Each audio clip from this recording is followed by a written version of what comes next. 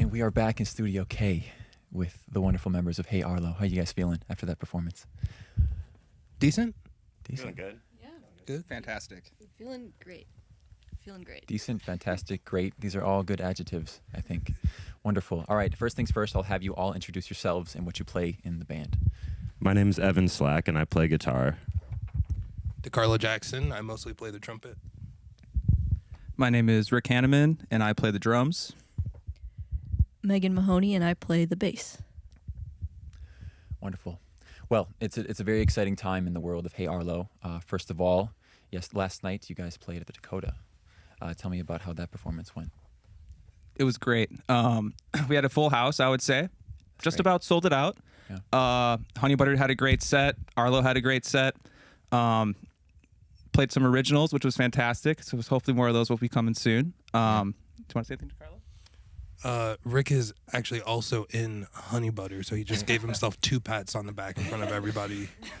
So That's some great overlap. That's always nice. When But that yes, the works out. show went really well, and we're hopefully excited to be back there sometime in the future. So Yeah, that's great. So when you guys play live sets, you said you played some originals last night, but do you also mix in covers and or standards? yeah, we have a few covers that we play. We actually did a new cover last night at the Dakota, and that was a tune by Emily King called Distance. That was a very sweet tune, beautiful music with these guys. But some other covers. Oh, How Deep Is Your Love? Oh, nice. Who wrote that tune originally? the Bee Gees, but we cover the PJ Morton version. Oh, wow. You covered the cover. Specifically, yeah, we covered a cover. Nice. It's like, I'm not going to get into it now, man. Yeah, Apt, for sure. totally. So, I mean, I would consider you guys like a jazz group, although there are definitely some fusion elements in there, other genres. So are you ever covering like jazz standards, or are you mostly, when you do covers, are they mostly, I don't know, outside of jazz? Yeah, we got a couple of standards in the set, too. Cool. We do Black Narcissus by Great Joe tune. Henderson. Great tune. Pretty much by the book. Yeah. But after Roy died, we added a couple of Roy tunes. Oh, cool. Sort of Which ones? in the mix. Maybe we added Crazy Race before he passed. But we've been doing Soulful when we feel ambitious enough. Nice. And I think we used to do There Will Never Be Another You, but that was just due to lack of material. Okay.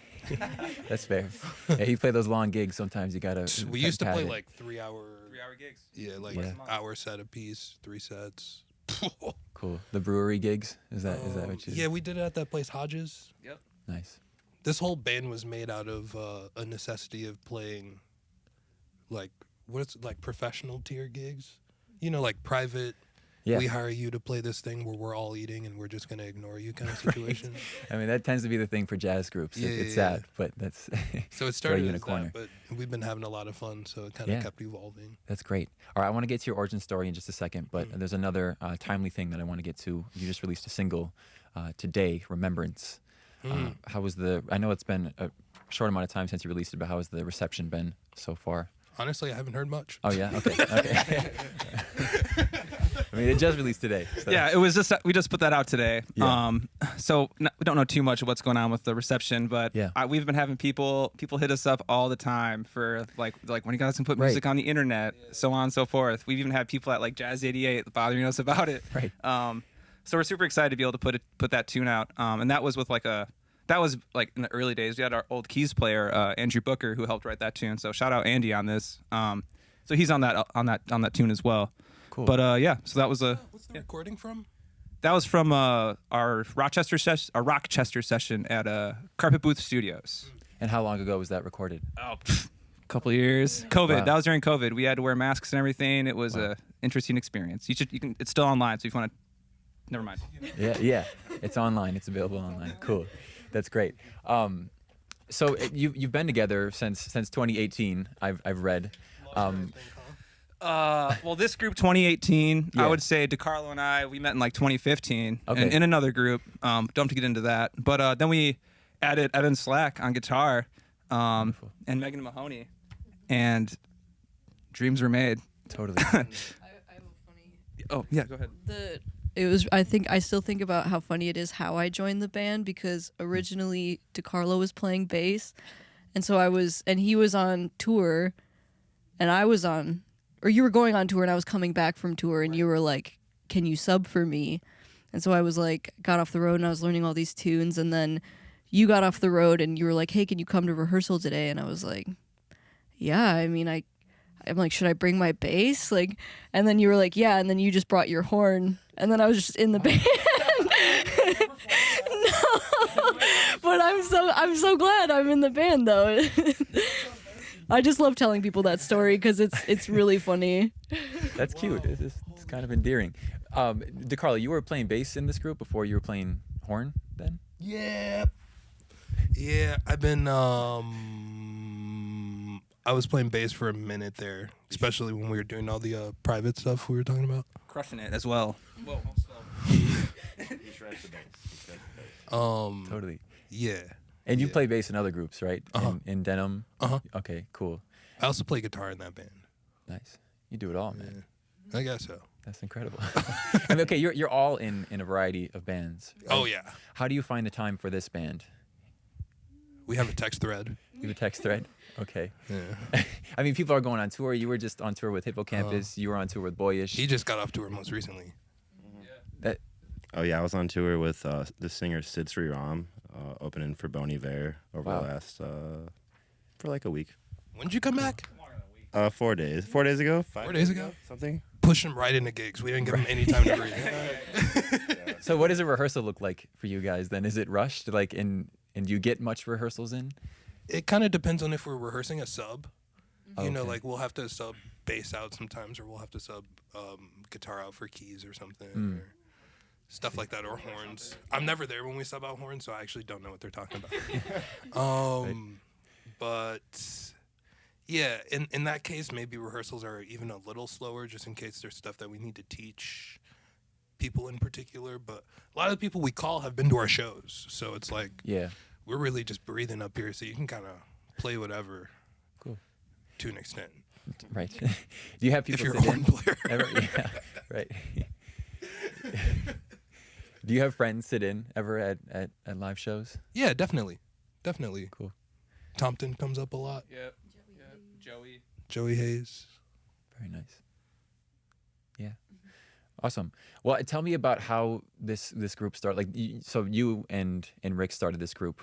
How did that idea come about? Well, we're in this other band called Docs. Right. Docs You guys Robotics. came in here in 2016, right? Back in the day. And I was working at Walker West at the same time. Cool. And I was just kind of getting asked a lot to do those private-y kind of things. So I put together a trio I see. out of the guys that I was playing with the most at the time already. So. Cool. Awesome. And we just kind of were playing hip-hop stuff, kind of playing jazz tunes. And then we started writing some of the songs that we still play, like Yeah. Mayday and Gray and Red and Remembrance. And since then, we've just been kind of like refining this band's process from Cool. completely improvisational for the most part to less improvisational, Yeah. but still very improvisational. Totally. Yeah, I feel like we're at a point right now with this group where we're really trying to. I feel like we're kind of almost like discovering like another new sound that we have in a way. You know, like kind of what DeCarlo was saying. Like before, we were pretty like jazz heavy. I don't like using that word to describe a genre. It's Right. pretty broad. It is. Yeah. But I feel like now we're kind of moving towards a more of like a I don't like indie rock indie instrumental rock / like jazz. Yeah. You know what I mean? I mean, what variety of jazz do you play? What subgenre of jazz do you think it is? Hard to explain, but we like Happy Apple. Okay. Fair. Yeah, it's like more of like the man. Yeah, I don't know how to describe it. Yeah, it's hard. and jazz is a poor descriptor. I feel like people are moving away from that word anyways. I like instrumental music. Yeah. It's a little more broad, and Even that, yeah, it doesn't pigeonhole you into people thinking that you just play like old swing music, you know. Which there's nothing wrong with Totally. that, but Yeah. that's not what like reflects our sound, you know. Totally. I just tell people we play jazz because I play the trumpet. Also That does a lot. It And seems I like mean, it's a quicker I conversation feel that like way. a lot of your backgrounds, I don't want to assume, but you guys, it feels like you guys come from jazz backgrounds. Like you studied jazz. Is that correct? Yeah, me and Evan have been playing tunes together since we were like 12. That's pretty great. That chemistry. Jazz tunes too. Yeah. Massive Carlo was a massive influence for me just because he got me to buy a real book when I was like 12, and we had a band with like a bunch of mini versions of musicians that are still dope, and it was called Public Nuisance. Yeah. Public Nuisance. New sense. New space sense. I like it. Yeah, you're incredible. You're already shredding though before we started playing. Because he went to School of Rock. Oh, okay. So he was ripping already, dude. I have to do nothing. Totally. Oh, thanks. Next question. All right. Yeah. Totally. Well, okay. So, Remembrance came out today. Is there a full project possibly coming in the future? More singles, maybe? Definitely more singles. Not sure about a whole full length thing. I would say maybe like an EP in the future. Yeah. Maybe you might hear some of these 3 songs that we just played in the future all together on one thing on a streaming service. Yeah. Do you have an album's worth of original music that you've written? I mean, we do 60 minutes? not like 60 minutes. We have like, Huh? I mean, we have a lot of original tunes, Yeah. but I don't think some of those already have been like kind of recorded, and we're trying to like, move forward. Right. So- Okay. Cool. And how does the songwriting process work for this group? Is it one of you that kind of takes the lead, or is it different every time? So amazingly, Megan on 2 of those last tunes you guys heard on the radio, was it all? Those are 2. It was on so PBJ and Decapitated were written by Megan. So shout out Megan on that. Yeah, thank you. Yeah, those 2 I think we wrote when like you had booked studio time with Zach, I think. yeah, that was a long time ago. And you were just like, bring songs, like we're just gonna record some ideas. And yeah, and just do it. And I brought those 2 songs, and then And did you write them for this group, or were they already kind of sitting in your head? PB and J was kind of like improvised in the studio, I'd say. I think Zach was like, start with a bass line, and I just played that. Yeah, and then the rest kind of came together. And then Decap I wrote when I was like 14, and it was just a simple like 1-4 joint, and I was like, can we just try this? I think we can knock this one out. But Evan has brought will write out charts and bring a lot of tunes too. I feel like we got like 3 or 4 Evan tunes in the vault. Mm-hmm. The first one we played is an Evan song. I can pass the mic. Cool. Yeah, no calls to action here, but Evan Slack here could be the best transcriber in these parts. Oh yeah, I feel like you have perfect pitch. You were just talking about you heard a door creak and you knew. Oh what it yeah, was, and that you the harmonized Dakota with it. green room door makes it. It's like I mean I had a guitar in my hands, but I was just trying to kill time and make my friends laugh. So I threw a nice F underneath the creaky door C, and it was So pretty you knew, powerful. but you knew it was a C, right? Like I didn't know it. Oh. I had to check. I didn't. Oh, okay. Yeah. No, that's real though. Yeah. No, I'd be charting stuff sometimes. They come and go. But yeah, I don't know. I was gonna say like, so my story joining this band was, can you sub for Andy Bacher? Booker. I knew I was gonna mess it up. Is he the pianist? Okay. Yeah. Cool. Yeah. He's really awesome, and like, when I was learning all the material, it was like short amounts of information, and then it was like when we'd play the gig, it was like it would only take 30 seconds to like get through whatever amount of measures, and then it was like, cool, we did that, and then where does it go from here? But over the years, it's been more like, yo, you always do that thing 2 minutes in, it's more arranged now. Oh. I think that's like why we're kind of don't know when we'll do a real super long album, because we're just still discovering and Totally. getting better at sticking to our guns on songwriting choices, and yeah, just it's a good mix of everybody. Yeah. Yeah. I've been thinking more and more about monetization overall, Okay. and Fair. and so You're like getting deep in the industry, man. It's- more recently, I've Yeah. been like, it's kind of essential that we put something out and have stuff on the board, so it's like easier for us to direct people to our thing. Fair. So is that kind of where However, this I've came a from? little bit had a beef with wanting to turn this band into a production project, just because,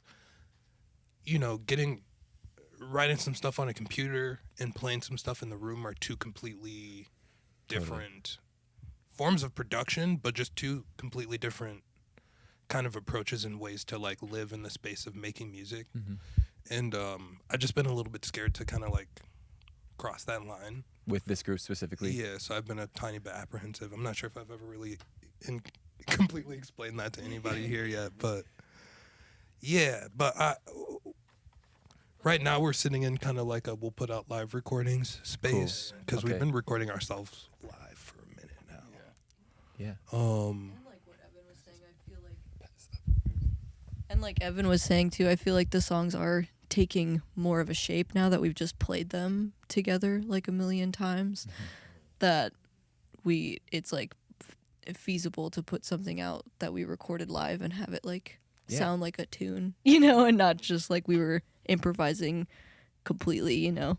Totally. And so why did you choose to put out that single that you did recently, Remembrance? To be honest, because we need to put music out, like bottom line. Yes. But also because like it's a beautiful tune. I feel like that's It is just a beautiful like tune. we had a really good live take of it at our in studio. Because that recording, that's not like tracked or anything like that. That's like all live in the studio, like That's what we great. did today. So you're not hearing us like do any overdubs or anything like that, which is awesome. Yeah. Yeah, I feel like this group really does flourish as like we do really well. I feel like in like spontaneous moments a lot of the time when like the pressure's on, like you get to the gig and you know stuff happens on stage, and I feel like we're super good at like pivoting, and I feel like that's one integral part of like our sound too, is just like being able to like react to each other and Play that off type each of other. aspect. I feel like that's a good way to kind of describe it as jazz, you know, because it's like a communicate, like you communicate in jazz, It's like and breathing. The music yeah. Definitely. Anyways, Yeah. carry on. Yeah, no, I could definitely Carry on, sense that in the room today. I mean, it feels very free. It doesn't feel like you're following like a form, A-B kind of thing. It's We are. I know you are, but it doesn't feel like it, and that's the magic of it, I think. So applause to you. All right, we're getting to time. I have a couple more questions for you. I want to give you one more chance to talk about any shows, releases, or merch that you have coming out in the future. Yeah. So other than the release that we put out today, Remembrance, we have another one coming up on September 15th, and that's another original tune. That's Chanting and Gossip. Also another in studio live recording. So Sweet. be on the lookout for that one. That one's killing too. And that was also written with our old keys player as well, Andrew Booker. So we have that coming up. We don't have too many shows on the docket right now. We'll have some this fall, I'm sure. Probably at Indeed at some point. Oh yeah, we are playing at the East Side Co-op. I believe that's September 29th, but unfortunately DeCarlo will not be there. Cool. Oh, Yeah. I'm gonna be at the- We have Andrew Thompson with us on that one from Purple Funk Metropolis, so Cool. we love Andrew. Yeah, Cool. Totally. Another question I wanted to ask you guys that I didn't get to before. You play a lot of big stages, all of you, I'm sure. I don't know. You've been around the scene a lot. Do you prefer playing on a big stage or playing like the small brewery gigs or bars or whatever? Which intimate setting or stadium setting? Do you want all of us to speak to Yeah, this? totally. I want to hear from everyone. That's two completely different gigs. Yeah, totally. I have a whole different amount of a ton of stress for playing a tiny room like this. There's 3 people in here Right. now. You know what I mean? Like, that's a different type of stressful than being on a stage with 15,000 people in front of you. Is it less nerve-wracking with that many people because you can't like see them and there's not that connection? Yeah, depending on how you feel about the music. If Okay. you're nervous about how you finna play, True. it's probably going to be nerve-wracking. But, True. you know, it can be pretty chill. Yeah. Especially like you're so far from the audience. You got Right. space in between the other dudes on the stage. Right. You should go. Yeah, I was just gonna say with the bigger crowds and bigger stages, sometimes I feel less nervous because it feels like there's more anonymity. Like I'm just, you know, being a bass player, supporting the songwriter, and Right. having a good time, you know. And then whereas like I feel like in smaller rooms, people are more like courageous, and they could just come up to you and be like, "Yo, that sucked," you know, or whatever. hope not not. that that's Yeah. not that that's ever happened like that, but I do feel like when it's smaller crowds, it's like people, you know, they don't see you do the big thing, so they're just like, you know, they might feel more like they can say something to you about that, and you're just like, "Oh, don't talk to me, please." Like, but also it definitely depends on the gig too. Like, sometimes I'll get home from a long stretch of like pop gigs, and I'll come play like Indeed, and it's just really nice to like stretch and to just play some like Totally. improvised music and like feel like I have ideas and things. Yeah. I'm thinking about totally different types of stress. Like what DeCarlo said, if it's like how you feel about the music is that's before anything else. So it's like when you're in front of a bunch of people, they're all seeing you in front of a bunch of people, so it kind of adds credibility and anonymity, and like if the parts are going well, it's kind of like, okay, sweet, I can hear myself. Right. I'm doing the thing I did, and you don't have to worry about like where you're parking your car. Hopefully, if you're playing in front of 15,000 people, you should probably just be set up to walk on stage or whatever. But for me, most of my experience is totally with these guys, backing in the Subaru to wherever, and meeting Rick in the dolly area, and we get our cool dollies out, and that please do. With the two different kinds of stresses thing, it's so true, because I feel like, if sound is bad at like a smaller venue, I'm just like, whatever, I can just like power through this. But if you're in like a big venue and then all of a sudden you get on stage and you're like, my in-ears aren't working, like I can't, it just becomes like way bigger, like a way bigger problem. And you're like, oh my God.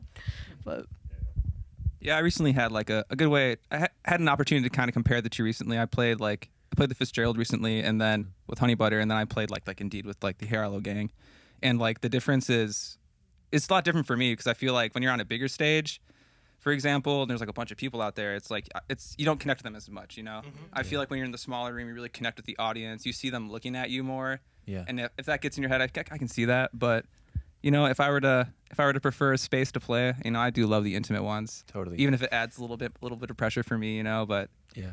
I don't know. I just like that more. Mm-hmm. Yeah. And you can try things. You can experiment more. I think Definitely. Yeah, I'm with you. Stretch out is Totally. Especially with a jazz group, and getting to stretch is Right. awesome. Cool. All right, one more question for you. It's one I ask everyone that comes in. I want you all to build a dream bill for yourselves. You get to be on it. HEYARLO is on it. I'll give each of you a group to add to the bill. So it's a 5-band bill. Each of you throw one on there. That kind of fits the vibe of HEYARLO. Or not. I don't know. Each of us throws one on there? Yes. okay, Rick, you go. I mean, well, dang. If you're listening, we want to play with Butcher Brown. So Cool. Yeah. if you guys don't know who they are, check them out. Awesome.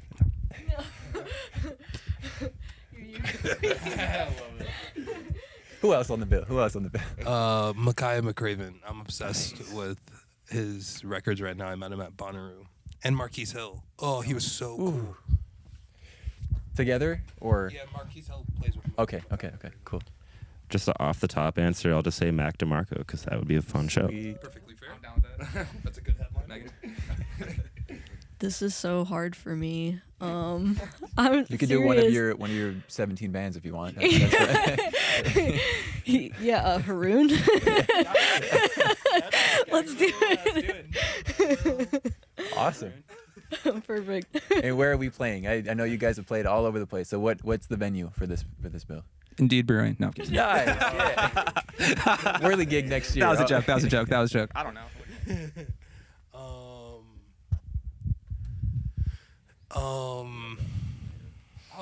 It can be anywhere, huh? Yeah, anywhere. It doesn't have to be local. Shy. Yeah, you probably know better places. Madison Square Square Garden. Garden.